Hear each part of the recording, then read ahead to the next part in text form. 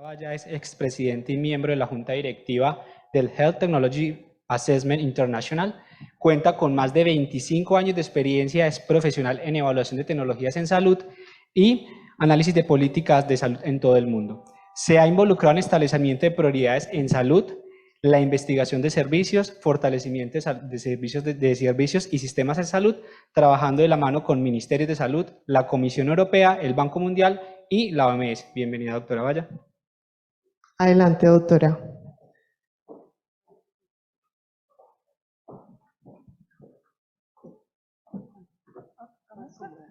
Sí, okay. Muchas gracias. Thanks a lot. Muchas gracias por la invitación. During the whole of the conference yesterday, I had Ayer tuvimos un taller de preconferencia en los procesos y hoy de hecho vamos a darles un extracto de lo que estábamos presentando en las horas y el título de mi presentación es procesos de entrega para evaluar tecnologías y diseño de paquetes de salud. Entonces, como ustedes pueden saber, de todo este desarrollo, los ODS, muchos países alrededor del mundo están luchando por esta cobertura de salud universal. Esto tiene que ver con los ODS, es el número 3. Y los ODS, de hecho, dicen que para poder conseguir esa cobertura de salud universal, todos deben recibir servicios de salud esencial y de calidad que necesitan sin ser expuestos a problemas financieros y que también entonces estos ODS determinan que hay 3 calidades importantes o criterios importantes que se necesitan tener en cuenta cuando se está diseñando un paquete de beneficios de salud y esto es calidad, protección de riesgo financiero y que pueda ser pago. Y alguien ya habló hoy acerca de la parte de protección financiera esta mañana y también del poder pagarlo. El problema es que en la realidad vemos que no toda la población ya tiene acceso a estos servicios de salud esenciales que necesitan. También hay muchos gastos del bolsillo propio y la calidad de los servicios no son óptimas. Y esta es la realidad. Para poder definir entonces los paquetes de beneficios debemos tener en cuenta estas 3 dimensiones. Y por supuesto la pregunta es, ¿cómo se hace? Entonces debemos tomar unas elecciones. Todos queremos tener acceso, por supuesto, a todos los servicios esenciales disponibles. No queremos que tener personas gastando de su bolsillo y queremos que esto sea de alta calidad también. Entonces queremos tener este cubo y este es el cubo que la OMS usa para poder aclarar que para poder definir estos paquetes de beneficios debemos tomar elecciones dentro de los recursos disponibles. Y creo que este es un mensaje importante. Los recursos que tiene un país disponibles y, por supuesto, los países difieren en cuánto pueden gastar.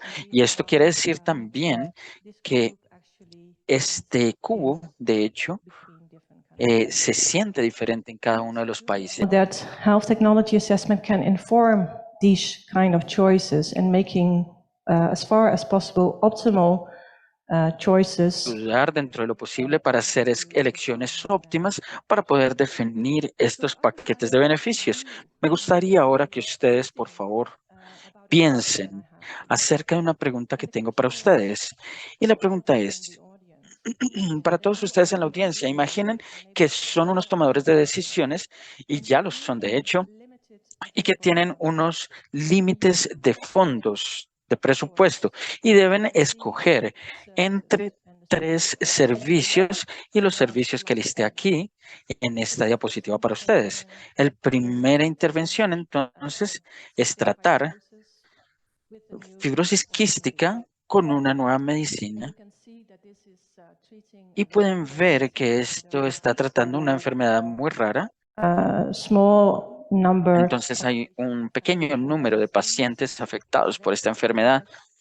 Es un tratamiento bastante costoso y el impacto en el presupuesto está también en esta diapositiva con el costo incremental de costo-beneficio, que es bastante alto. La segunda intervención que pueden optar es tratar o cubrir, de hecho, la parte de proporcionar servicios de intervención en salud y estilo de vida para la población que están envejeciendo, que es un más caro, people, but the más budget impact personas, sin embargo, pero el impacto de presupuesto es muy similar. El costo del tratamiento es, por supuesto, menor que y el incremento de costo de efectividad es mucho menor, es una décima parte comparado con el primero.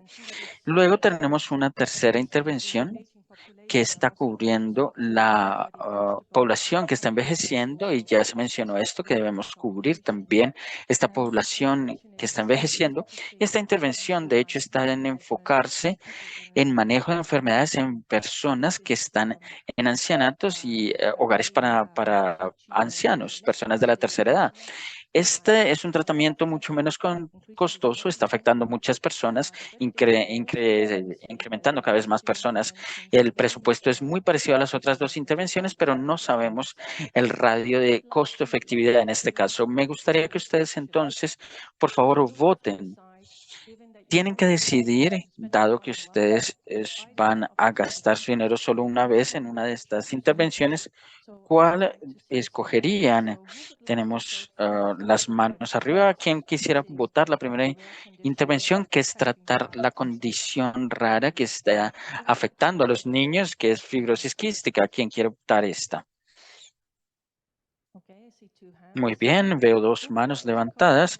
¿A quién le gustaría votar por la segunda intervención, la que está hablando de estilos de vida saludables? and who would like to go for the last ¿Y a one? quién le gustaría votar por la última? I see no hands. Veo que nadie vota por la última. Ok, bueno, Adriana quiere votar esta. Entonces, por lo menos tenemos algunas manos levantadas y algunos pueden ser indiferentes, pero esto no es posible. Ustedes tienen que decidir. De cualquier forma, entonces lo que veo es que hay bastantes diferencias entre aquellos que escogieron la intervención A comparado con la B y la C. La mayoría escoge la intervención B, mientras que yo creo que ustedes todos son tomadores de decisiones, por supuesto, pero la pregunta es basada en esta decisión y cómo se le puede explicar a la población, porque si yo estuviera con ustedes como tomadores de decisiones, ustedes optarían dar el dinero para tratar una enfermedad rara si estuviera con Iñaki, que es la segunda, y si estuviera en el sistema de salud de Adriana, mi dinero de impuesto iría para tratar las personas en los hogares de ancianos. Y no estoy diciendo que está mal, sino que cómo podemos explicar esto para la población. Y es esto lo que estoy tratando de discutir con ustedes hoy. A menudo lo que escuchamos es que debemos maximizar la salud con el dinero que tenemos, y hay muchos enfoques en economía de salud, y me gustaría realmente hablar esta mañana del primer presentador que habló que solo la economía de salud es solo una parte del problema que estamos tratando de solucionar, o al menos la información puede ayudar a informar la decisión de economía de salud, pero no es lo único.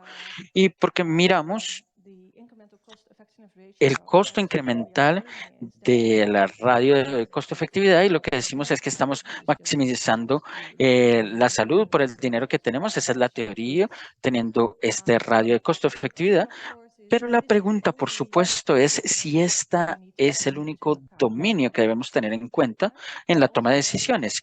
También podríamos pensar que hay otros criterios importantes que debemos tener en cuenta y estoy muy segura si les preguntara, y no tenemos el tiempo para esto, pero si les preguntara a cualquiera de ustedes cuál sería su argumento para escoger alguna de estas tres intervenciones, y probablemente tendrían criterios diferentes basados en cómo toman las decisiones. Y esto está perfectamente bien. Lo único es que necesitamos explicárselo a la población a la que ustedes sirven y deben ser muy explícitos en cuanto a cómo tratar los diferentes criterios.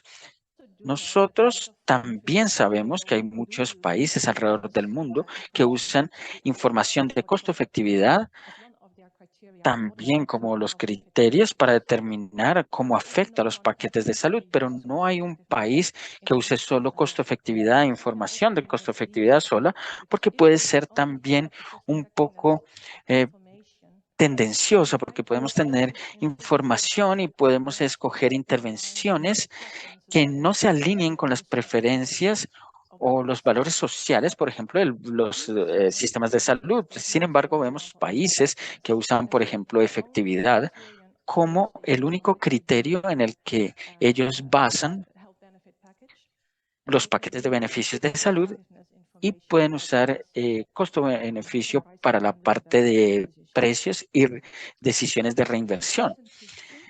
Es importante pensar cuando diseñamos estos paquetes de beneficios de salud, tomar en cuenta los tres principios de cobertura universal de salud, que son calidad, poder pagarlo y protección de riesgo financiero. ¿Cómo usar estos criterios?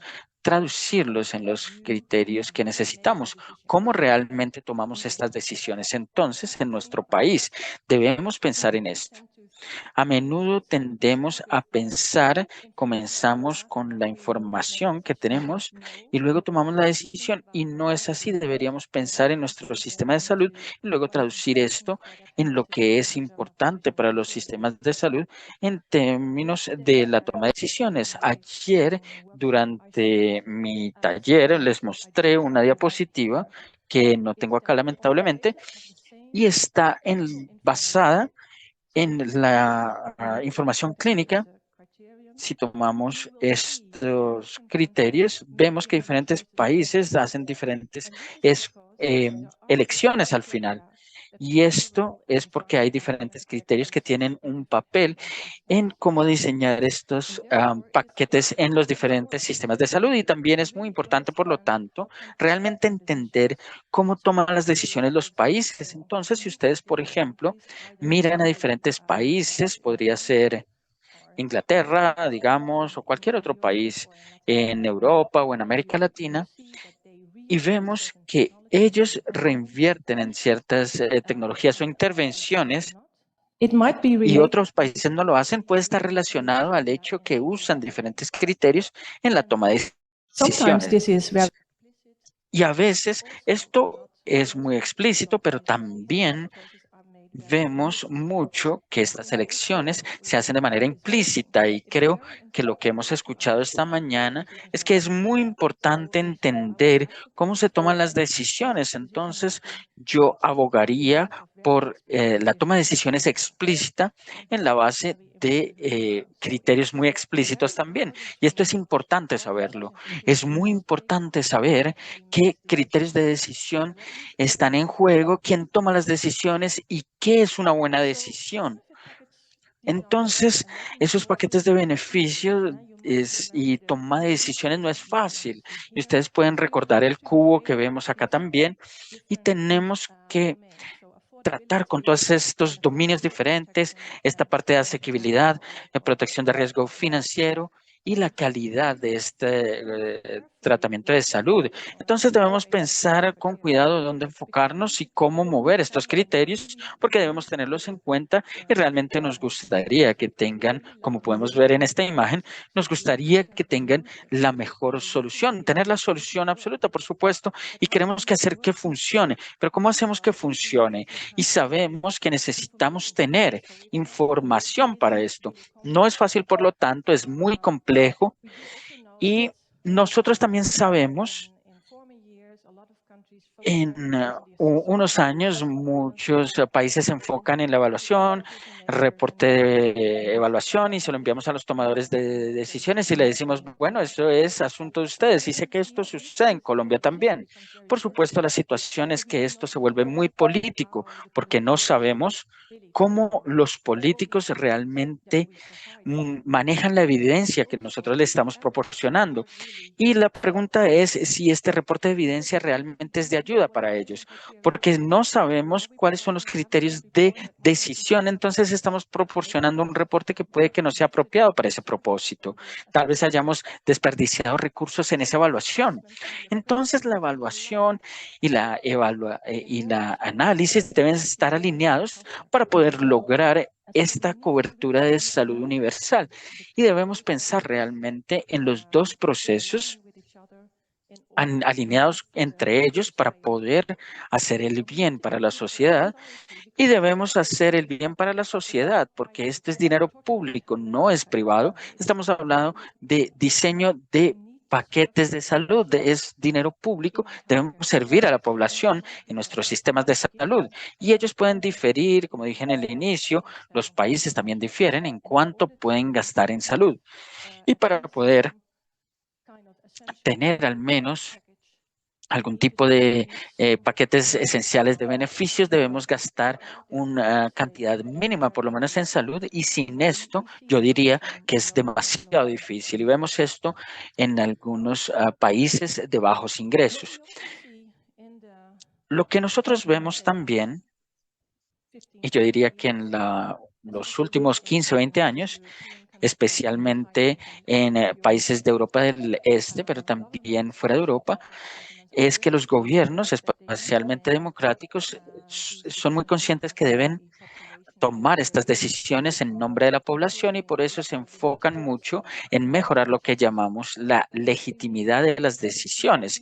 Y lo que queremos decir con legitimidad de toma de decisiones es que estas decisiones deben estar hechas de una manera justa, y justicia en este caso quiere decir que los actores involucrados realmente puedan entender cómo se hicieron estas decisiones, basados en qué tipo de criterios, basados en qué tipo de evidencia, y también si están alineados o no, de hecho, con los valores del sistema de salud. Y lo que queremos decir con estos actores involucrados son los diferentes actores, desde pacientes, el público y los profesionales de salud, a distribuidores, a la industria también, así como también los creadores de las políticas, y le decimos a actores involucrados porque es más fácil recordarlos, pero es una forma inclusiva de ver, de hecho, a todo el ecosistema de salud, y esto también es muy importante. Entonces, el diseño de paquetes de beneficios de salud no es una decisión que se toma aislada. Debemos pensar muy claramente también en cómo, por ejemplo, los procesos regulatorios se alinean con los procesos de salud, así como también con los valores y precios de esos procesos. La legitimidad de estos tomas de decisiones y toma de procesos se define como lo que se percibe por los tomadores de decisiones, y de hecho podemos, o es importante por lo menos, establecer algunas condiciones para esta toma de decisiones. Hay un marco ético diseñado o inventado por una mujer, Daniels. Ella dijo que para poder tener decisiones justas debemos tener un set de condiciones establecidas, y la primera es que todos los valores relevantes deben ser considerados. Quiere decir que debemos tomar en cuenta las diferentes perspectivas de estos actores involucrados, y claramente vimos esto en mi ejercicio con ustedes, que ustedes probablemente tienen diferentes valores tomando en cuenta cuando tomamos ciertas decisiones. Entonces, ustedes necesitan al menos saber acerca de esto. Por lo tanto, y un punto muy importante para una decisión justa es que esto debe ser hecho de una forma muy transparente. Otro punto importante es que una vez se toma una decisión, siempre debe haber una oportunidad para apelar esta decisión, relacionada, por supuesto, con información nueva importante o, por ejemplo, que ciertos puntos de vista no fueran tomados en cuenta. Four Y principles estos 4 principios deben ser establecidos en lo que decimos documentos de ley, dependiendo del sistema en el que estemos. framework Y esto that es muy importante, un marco muy importante que muchos países, de hecho, utilizan en el diseño de los paquetes de salud y algunos nos referimos directamente con este marco. Por ejemplo, si miramos a Inglaterra o incluso en mi país, en Holanda, nos referimos a la responsabilidad por este marco de A4R de Norman Daniels. Entonces el problema, y me voy a enfocar un poco en esto, en mi charla, es que una vez miramos ese marco A4R, debemos tener en cuenta todos los valores relevantes de los diferentes actores involucrados, y no digo que ustedes deben tener en cuenta todos los valores al mismo tiempo, depende de la decisión que vayan a tomar, pero al menos deben considerarlos. Y el involucrar los actores involucrados es ver de diferentes perspectivas. Esto también podemos ver esta parte de comunicación de los agentes involucrados, de los actores involucrados, que es explicar, de hecho, o proporcionar comunicación a la audiencia. Es lo que estoy haciendo ahora. Por ejemplo, les estoy dando mi charla, pero también podemos consultar a nuestros actores. Por ejemplo, lo que hice, les pregunté y les pedí, de hecho, que votaran. Hice una lista de preferencias para una de las 3 intervenciones que hicimos. Esa es la consulta, pero todavía no sé cuáles eran sus valores porque no les pregunté explícitamente el por qué. Podría poder señalado a alguno de ustedes y haberle pedido que argumentara, y podríamos empezar, de hecho, un debate o empezar a entender lo que estaba detrás de ese voto que hicieron. Y fácilmente podría haber preguntado a un par de ustedes por qué votaron por las intervenciones. Y esto es lo que llamamos participación, porque de hecho podemos tratar de descubrir, basados en qué tipo de información tenemos, porque no les proporcioné mucha información. De hecho, probablemente ustedes hubieran tenido ciertos valores detrás de esto, por ejemplo, los niños o de la rareza de la enfermedad o del radio de costo-efectividad, tal vez, y estos explícitamente son unos valores, valores explícitos. Iñaki también habló de la normatividad en esta toma de decisiones y de esto se trata. Solo se sabe acerca de normatividad en la toma de decisiones cuando se the arguments are ¿Cuáles son los argumentos para usar ciertos criterios de decisión? Si hablamos del aumento del radio de costo-efectividad, esa es una normativa, esa es una connotación normativa que se usa para criterios específicos porque queremos maximizar la población. Eso no es una cualidad. Queremos decir que requerimos 1 euro para maximizar la salud para todos. No es el mismo que todos seamos iguales, porque a veces igual quiere decir que ustedes no gastan su dinero de la mejor forma. Y las personas deben saberlo.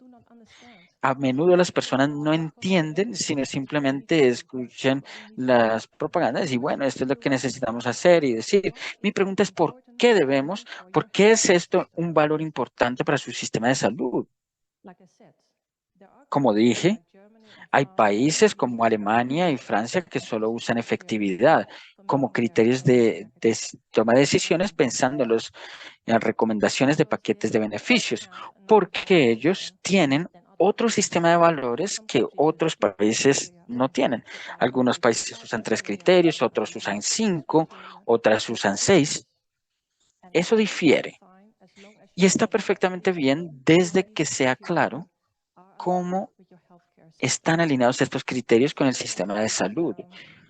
Ayer le pregunté a mis participantes qué está escrito en la ley en Colombia, qué está establecido por la ley, qué criterios tienen para a la vista, y ellos dijeron seguridad y efectividad están establecidos en la ley como criterios de toma de decisiones. Bien, entonces, ¿por qué ustedes proporcionan información acerca de costo-efectividad para sus tomadores de decisiones, creadores de políticas. Es una pregunta que yo tengo. Podría haber buenas razones, no lo sé, pero esa es una pregunta que yo haría.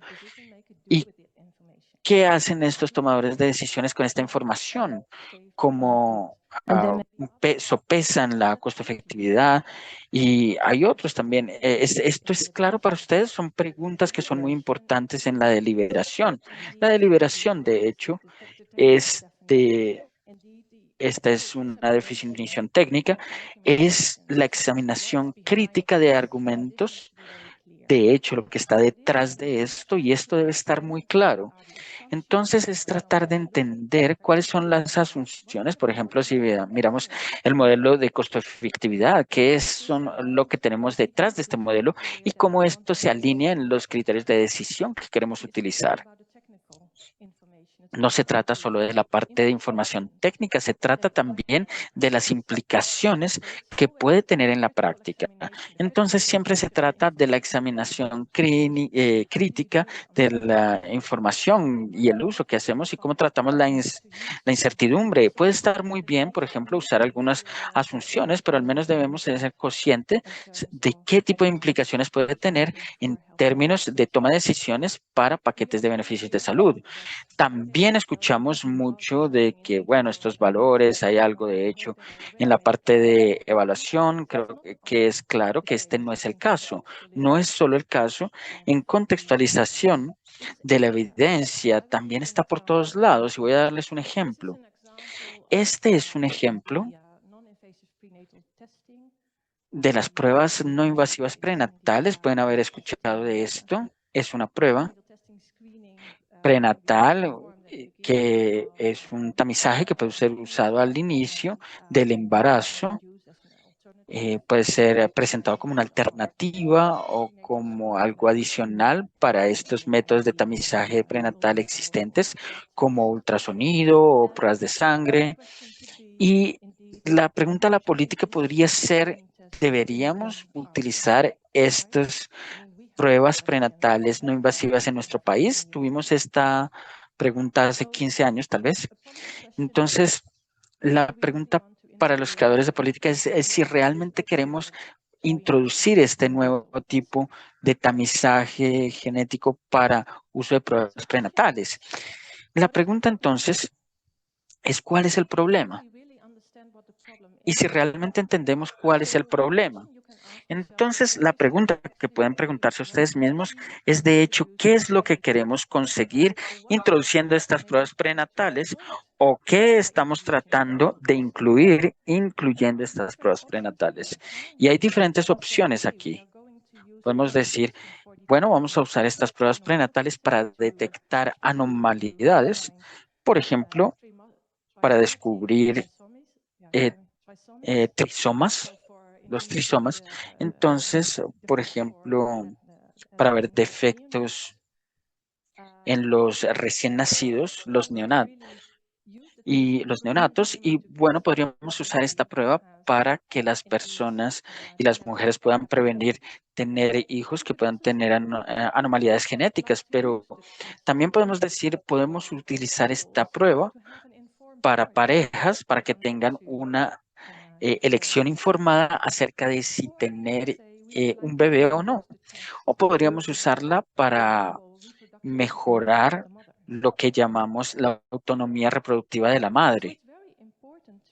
Entonces es muy importante tener un entendimiento común de cuál es el problema, para quién y dónde lo encuentran y qué es lo que estamos tratando de solucionar con estas pruebas prenatales.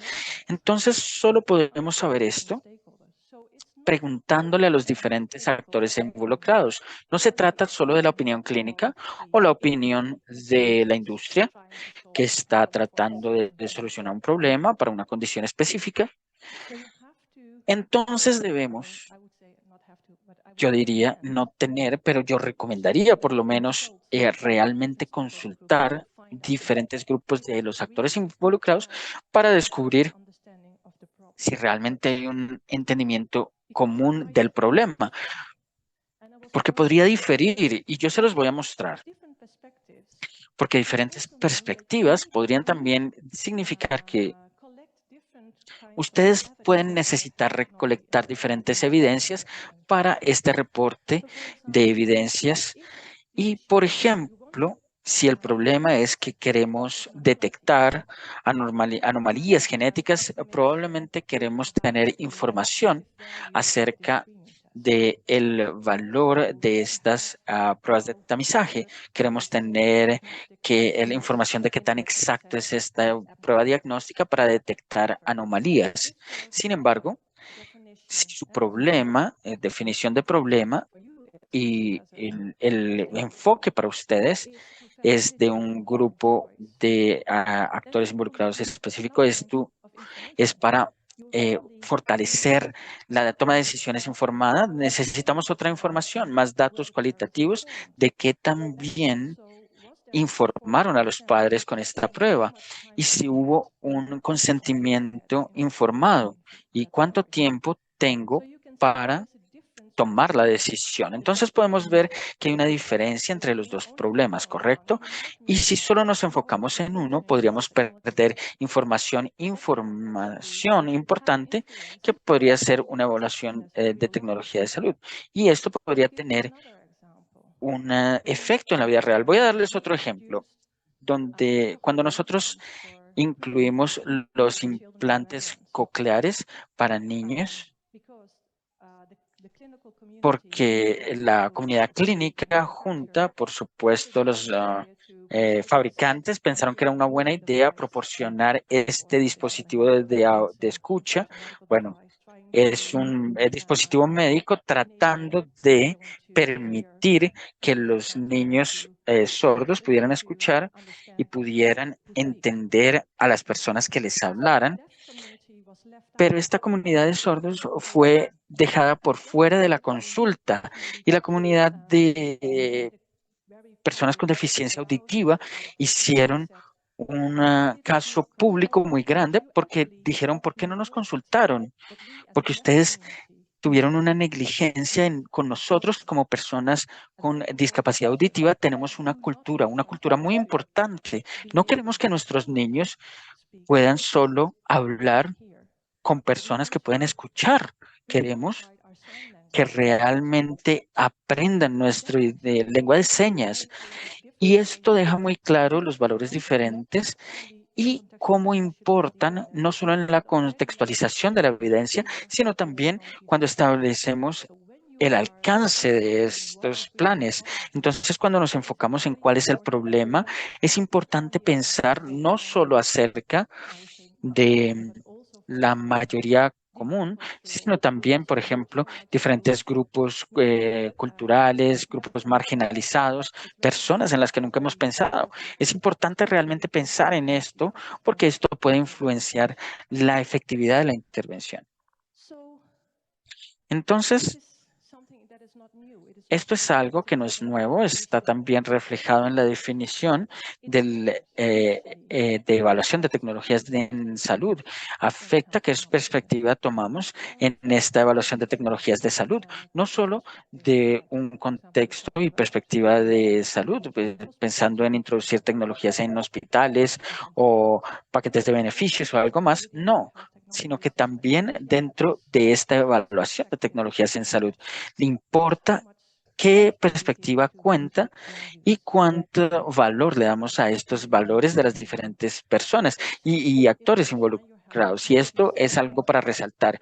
Si se decide que esta evaluación de tecnología en salud sería de mucha ayuda si ustedes piensan en quién está involucrado o quién puede ser afectado con el uso de esta tecnología. Entonces, esta participación de los actores involucrados no está solo en la parte de alcance, sino también está por todos lados. Esto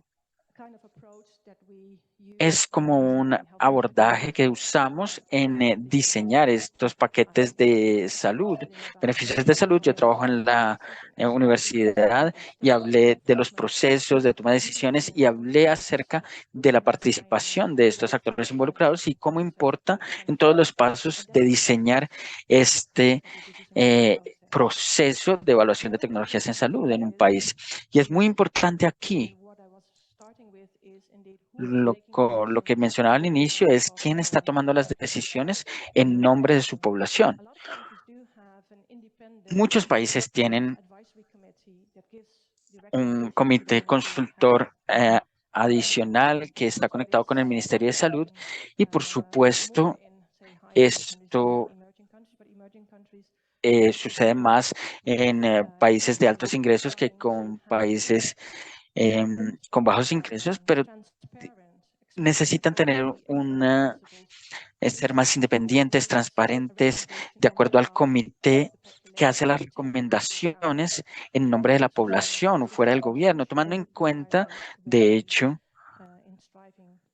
los valores socialmente deseados y buscando esta evaluación de tecnología de salud que luche por esto. Y me voy a enfocar más en esta evaluación. Esto, de hecho, es la referencia a las guías.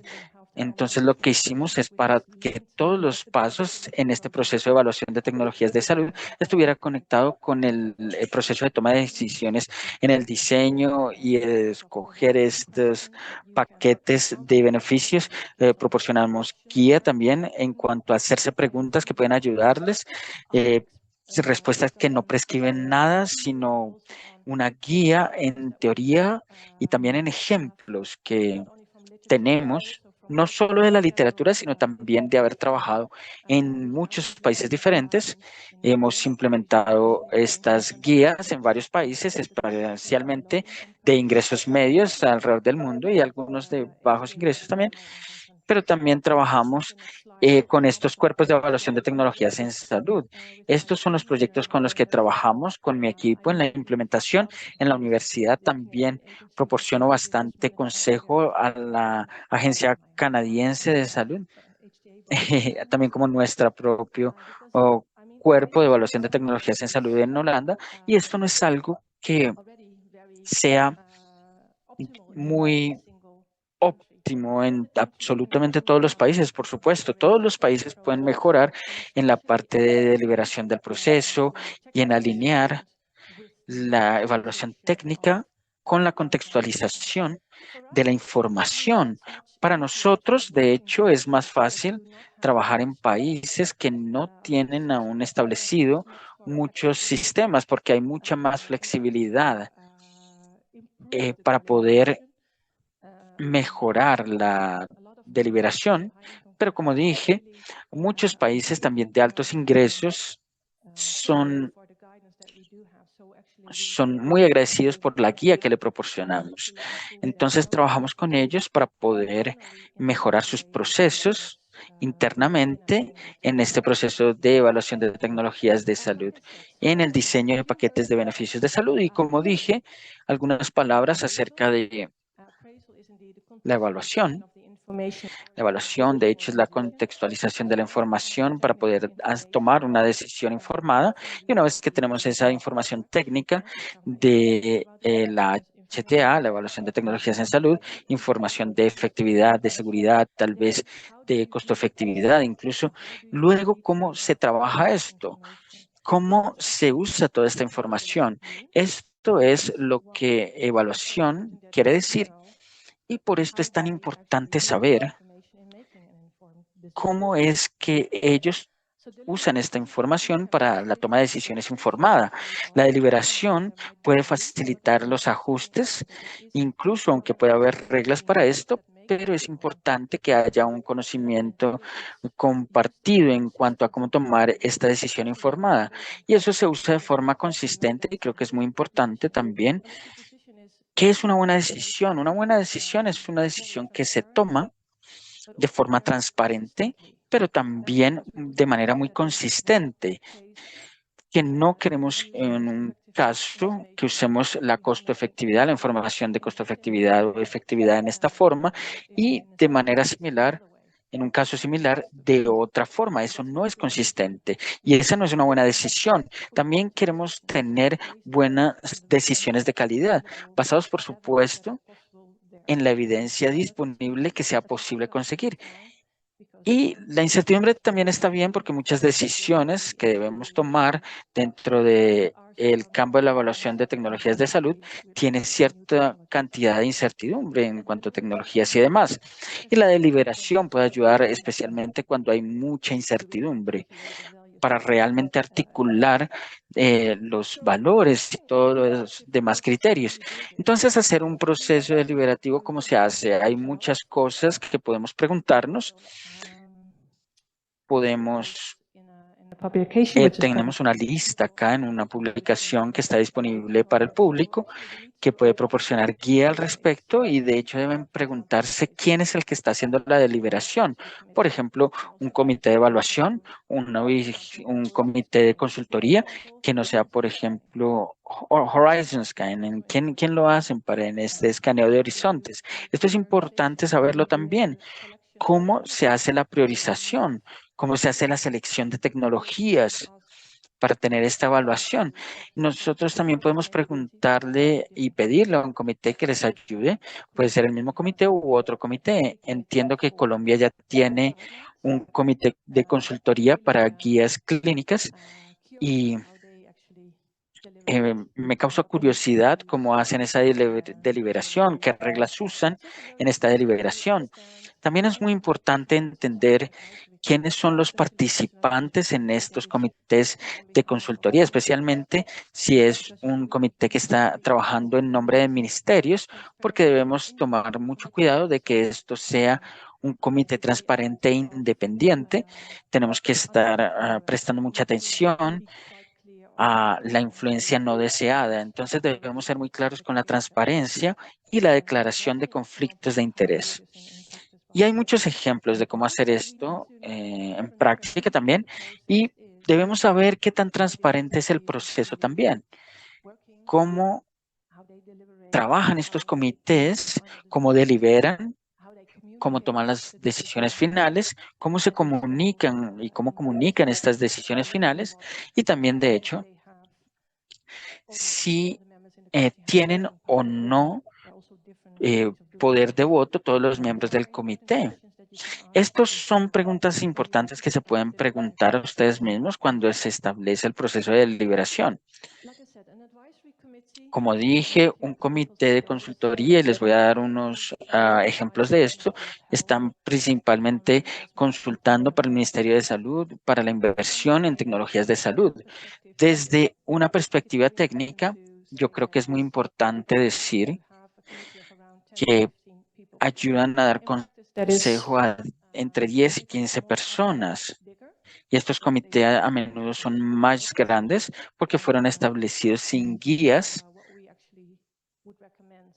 pero eso es lo que nosotros recomendaríamos, 10 a 15 personas, porque se imaginan, si tienen un comité de 25 personas, la deliberación va a tomar mucho más tiempo y podría ser más complejo. Entonces, también tiene que ver con la eficiencia y efectividad de la duración de estos miembros del comité, pero también entendemos que siempre hay otras opciones porque queremos siempre, por supuesto, tener todos los actores involucrados dentro de estos comités. Entonces, es cambiar inclusividad, así como también eficiencia del proceso. Tenemos que sopesar estos dos factores. Lo que vemos también es que los miembros difieren entre países que tienen un comité de consejo de consultoría que puede proporcionar consejo al Ministerio de Salud y la experiencia científica. Puede haber economistas de salud, pero también hay actores involucrados dentro de estos comités, representantes de pacientes, organizaciones o organizaciones de pacientes, pero representantes que puedan hablar en nombre de la perspectiva de los pacientes. Esto es muy importante porque estos comités tienen un mandato de hacer recomendaciones en nombre de la sociedad. Entonces, no es en nombre de creadores de productos o de algún paciente específico. Esto es muy importante. Por supuesto, también podemos tener miembros que estén allí. Podemos ver que a veces los representantes de pacientes están incluidos, pero no tienen poder de voto. Y yo diría que esto es más como cumplir con un requisito que realmente participen los pacientes en el proceso. Eso no es participación. es más una consultoría. Entonces es importante con estos comités cómo actúan y si tienen o no el poder de voto, quién está en esta mesa y más importante, quién es el presidente, porque el presidente debe asegurarse que la deliberación tome lugar de una forma muy justa. El presidente o la presidente debe darle la palabra para que todos articulen sus valores que están en juego cuando se contextualiza la evidencia. También hay reglas para la deliberación, voy a volver a esto más adelante, y la participación significativa es muy importante, como dije, en estos comités, y no solo en estos, sino en todos los comités, y no se trata solo de consultas, sino de participación también. Todo el mundo debe tener una forma clara de entender el tema, y lo que vemos, por ejemplo, es que cuando se comienza a instaurar un comité de este tipo y queremos incluir representantes de los pacientes, también hacemos ahora que sabemos que estas personas tienen menor conocimiento técnico que, por ejemplo, personas que están haciendo estos reportes de evaluación de tecnologías en salud. Debe haber suficiente apoyo y también input para entender y efectivamente deliberar con los otros, que no se sientan relegados. No es solo decir, bueno, vamos a crear este comité de un momento para otro, sino pensar realmente quiénes son los miembros, cuál es el contexto que tienen, necesitan apoyo, podemos darles capacitaciones, cómo los seleccionamos. Entonces, también es un arte instaurar esos comités de evaluación. Perdón, comités de consultoría. La participación significativa es importante. Esta es una diapositiva de quién está involucrado en estos comités. Tenemos, por ejemplo, los pacientes que no están muy involucrados. That comes from our book. Here, for example, you can see that the number of Y people vemos que hay un número de personas que están incluidas en estos comités de consultoría. Difieren bastante, podemos ver el número, por supuesto debería explicarlo un poco. Tenemos la Agencia Canadiense para Medicinas y Tecnologías en Salud de Canadá. Tenemos el Haute Autorité en Francia y NICE en Inglaterra. Tenemos también los comités en Australia con medicina y los comités que tenemos en Brasil. Tenemos más ejemplos, pero aquí tenemos una variedad y vemos que muchos involucran, de hecho, a los representantes del público, pero no a los pacientes.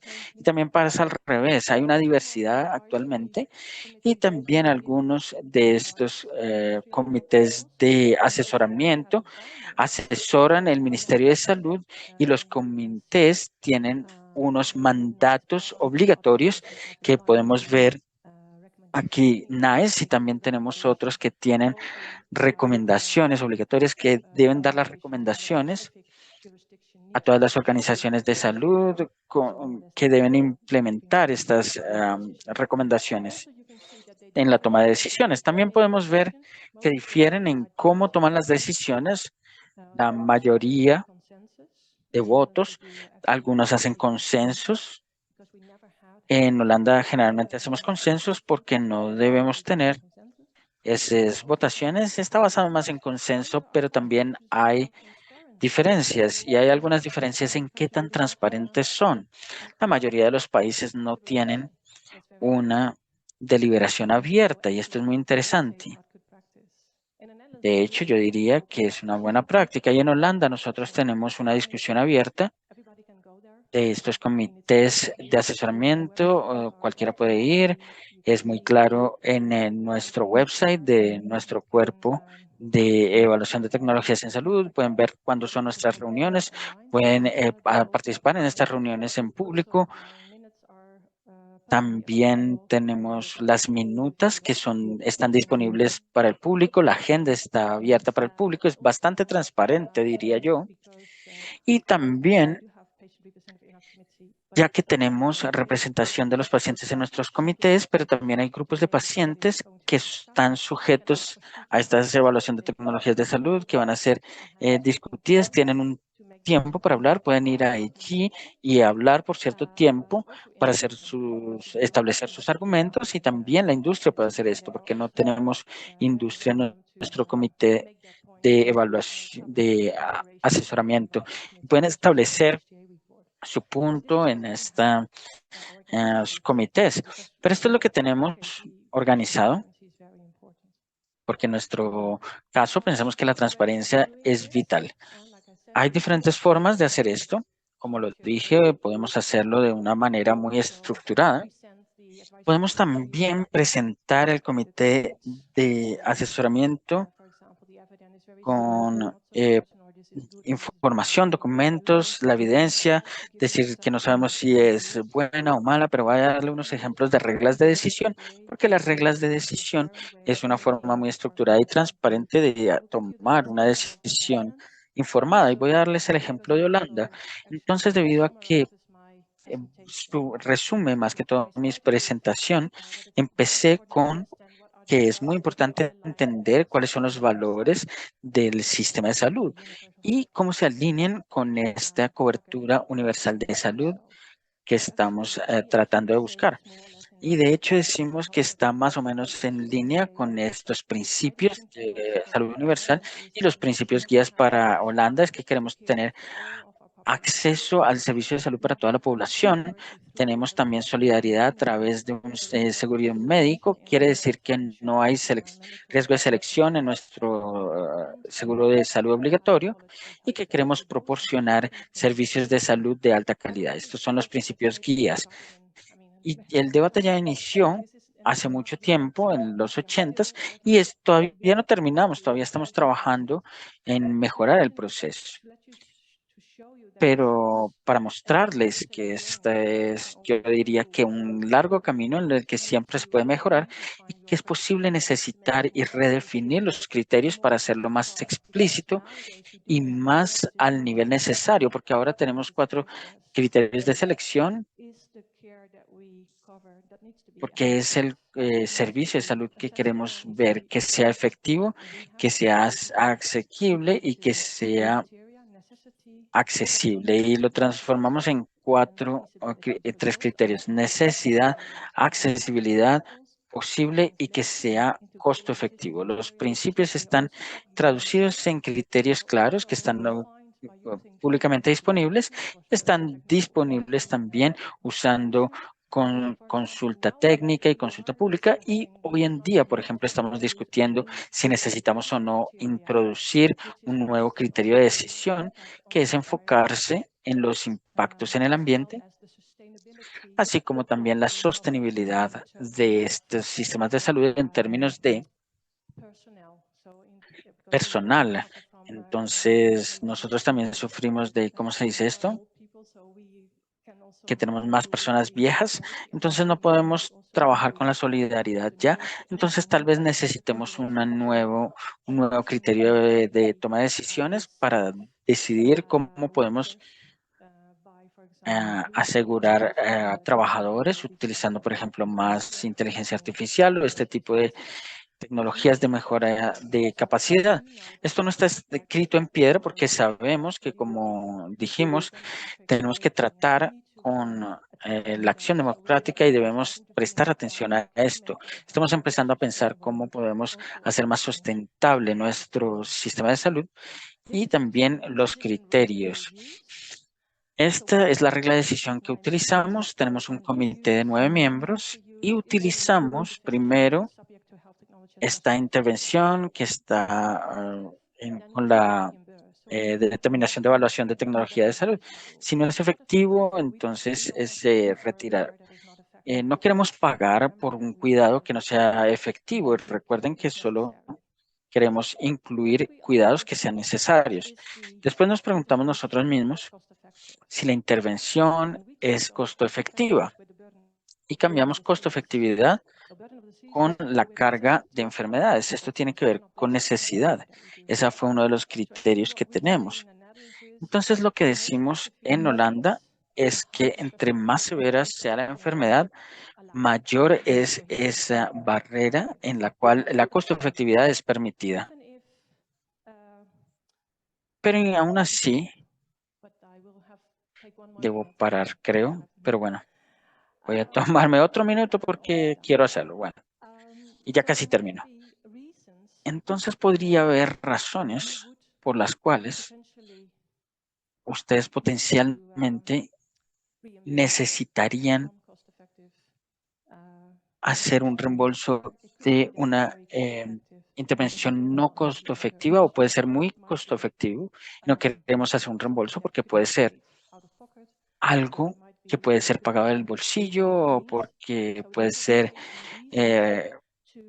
soportado con otros medios para recibir fondos, entonces puede ser algo excepcional y esto es algo que también establecimos y es público y los criterios de decisión que van más allá de las reglas de decisión son los que están tomando lugar en la deliberación en este comité de asesoramiento, pero están listados con mucho cuidado también para poder usarlos consistentemente de la misma manera en otros casos similares. Y aquí podemos ver algunos criterios que usamos para decir en favor de la cobertura y nosotros decimos, bueno, usamos esto porque creemos que no se debe reembolsar esto u otro. Y bueno, esto es para decir que la deliberación es muy importante en nuestro sistema de salud y que también ayuda a explicar para nuestro público cómo tomamos estas decisiones, o al menos cómo hacemos las recomendaciones al ministerio, porque el ministerio tiene la decisión final, pero en nuestro caso, el ministerio casi siempre sigue lo que él le recomienda este comité de asesoramiento. No he escuchado ningún caso recientemente en el cual ellos hayan dicho no a alguna recomendación. Entonces también, y creo que esto es lo que me gustaría dejar para cerrar, es este alineamiento entre el comité de asesoramiento y el tomador de decisiones, el creador de políticas en nuestro caso, y debe estar allí. Deben concordar en el proceso, porque de lo contrario, todo el proceso se desperdicia, no importa. Entonces, ¿por qué usaríamos esta evaluación de tecnologías de salud para informar las decisiones? Con esto me gustaría terminar. Muchas gracias por su tiempo. Y sé que me pasó un poco y les agradezco.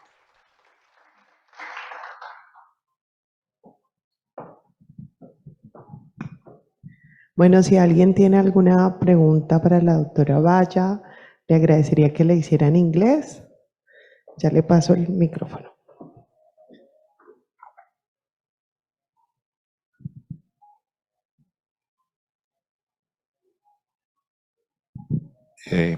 Voy a hacerla en español primero y luego en inglés. I'm going to go in Spanish first. Vaya, gracias por la presentación. ¿Cuál es tu percepción en relación a usar métodos puramente cuantitativos como MCDA versus cualitativos para la deliberación? ¿Cuál es como la percepción de hacia dónde va la tendencia? ¿Y qué influencia tiene el contexto donde se toman las decisiones? Porque pueden haber países donde les gustan los números y otros donde no. I don't know if you got my question. You got it? Yeah, well, I hope I understood. I think your question was, there are different... Creo que muchas gracias. Hay diferentes formas de hacer este cambio entre cuantitativo versus cualitativo. Y las reglas de decisión están en medio, diría. Entonces, de hecho, durante mi taller de ayer hablé de los diferentes análisis cualitativos, NSA y las reglas de toma de decisiones. Y yo diría que el análisis cualitativo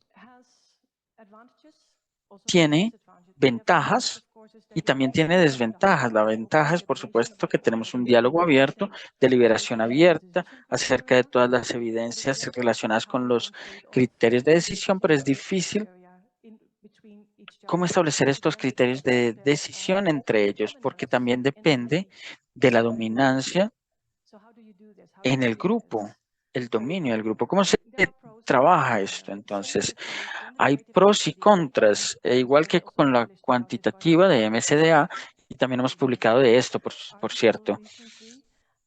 tenemos un artículo muy bueno recientemente y la MCDA cuantitativo lo que se hace es que se proporciona una calificación a diferentes criterios de decisión y se proporciona también un peso a los criterios. Y esto se puede hacer por el comité de asesor, pero también se puede hacer preguntando preferencias públicas. Hay muchas formas de hacerlo, pero la cuestión aquí es que, por ejemplo, si tuviéramos efectividad, costo-efectividad y tal vez seguridad como tres criterios, y la efectividad fuera 0, todavía tendríamos un puntaje de al menos 50 o 60. No estoy segura si tú quisieras reinvertir en un tratamiento que no es efectivo. Adicional a esto, también el valor del costo tiene unas fallas metodológicas si queremos incluir esto en MCDA cuantitativo. Pero sé que hay ejemplos también en que esto puede ser de mucha ayuda. De hecho, si tenemos que categorizar, ustedes lo saben porque lo usan en Colombia, si debemos usar ese MCDA cuantitativo para listar la costo-efectividad, por ejemplo, 100, 200 intervenciones. Entonces, si está hecho esto, se puede comenzar con la deliberación. Está bien, pero no es necesario usar solo esto como la técnica. Y las reglas de decisión también tienen pros y contras, pero creo que esta es la mejor forma de trabajar. Esa es mi opinión personal. ¿De acuerdo? ¿Alguna otra pregunta? Yeah, my question for you would be. Sí, mi pregunta para ti sería, ¿cuál sería tu consejo para Colombia? Sé que es una pregunta difícil, pero creo que la audiencia quisiera saber. Give advice because I don't know the Bueno, me parece difícil dar consejo porque no sé todos la situación de Colombia y para mí es bastante importante que ustedes siempre empiecen con el contexto de toma de decisiones. Deben entender cuál es el contexto de políticas, qué políticas ya están establecidas y qué tipo de criterios ya están establecidos en documentos. Y creo que esto es muy importante para empezar. Creo que también es importante que el proceso sea transparente. Esto es muy importante y explícito. Entonces, no sé cómo estos criterios de decisión están articulados y si lo están, de hecho, articulados y cómo están siendo usados en la práctica. Yo sé que no hay un comité independiente de asesoramiento. Eso es lo que me dijeron, por lo menos. No sé si es así. Y también entendí que actualmente el proceso de toma de decisiones es una caja negra. Y también vemos esto en otros países y también otros países están dispuestos realmente para cambiar esto, porque es muy importante que las decisiones que son tomadas sean explícitas y transparentes para el público. Entonces, también así ayudamos al público como tal, haciendo el proceso transparente, pero también ayudamos a los tomadores de decisiones para articular sus decisiones de una manera mucho más fácil si tenemos un proceso establecido. Pero creo que realmente deben tener cuidado dando consejo si no saben de este contexto de toma de decisiones. Tomo mucho cuidado con esto. Sí, muchas gracias, doctora. Gran presentación. Yo tengo una pregunta para ti y es relacionada con lo que Iñaki mencionó anteriormente.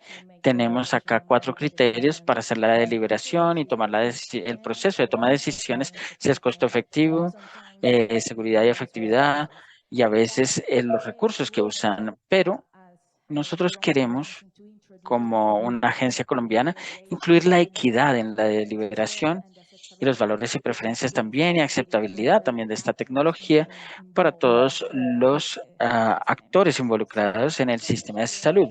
Mi pregunta para ti es entonces, ¿cuál es tu experiencia o si tienes algún tipo de consejo para Colombia para presentar este tipo de temas en el proceso de deliberación? Muchas gracias. Bueno, gracias. Creo que es muy importante que primero tengamos una comprensión común de lo que es equidad para nosotros y cómo se relaciona esto con el proceso de toma de decisiones. Entonces, no es solo acerca de los criterios, se trata también acerca de qué necesita su sistema de salud para poder definir, diseñar este paquete de beneficios de salud. Si el sistema de salud tiene equidad como un criterio importante, por ejemplo, nosotros también tenemos equidad en términos de solidaridad, lo tenemos definido así. Es importante entonces esta definición común entre los actores involucrados. ¿Qué quiero decir con esto? ¿Y cómo puedo medirla? ¿Qué tipo de evidencia necesitamos para esto? Para poder hacer y crear una toma de decisiones informada. En mi trabajo en otros países que no tienen este sistema establecido, trabajamos también con ellos y tratamos de entender dentro de los actores involucrados, incluyendo aquellos que son actores principales en la parte de decisiones políticas, decidimos cómo puede ser establecida la equidad, cómo se define y qué tipo de evidencia necesitamos. Decision about this criterion also and how you would trade off these criteria. Like what Hector said, how do you really use them qualitatively, quantitatively, decision rules? So what is most important? Is equity the most important criterion? Would you like to use the quantitative MCDA or maybe decision rules? These are important things. So it's not only about the criteria itself, but the whole understanding and how you use it. I don't know if that's an answer to your question, but I would start with that. Trying to really make clear, why do we need equity? I can understand why you would need it, but you see what I mean? You need to make it explicit. You need to write it down. How does that relate to your principles of your health system?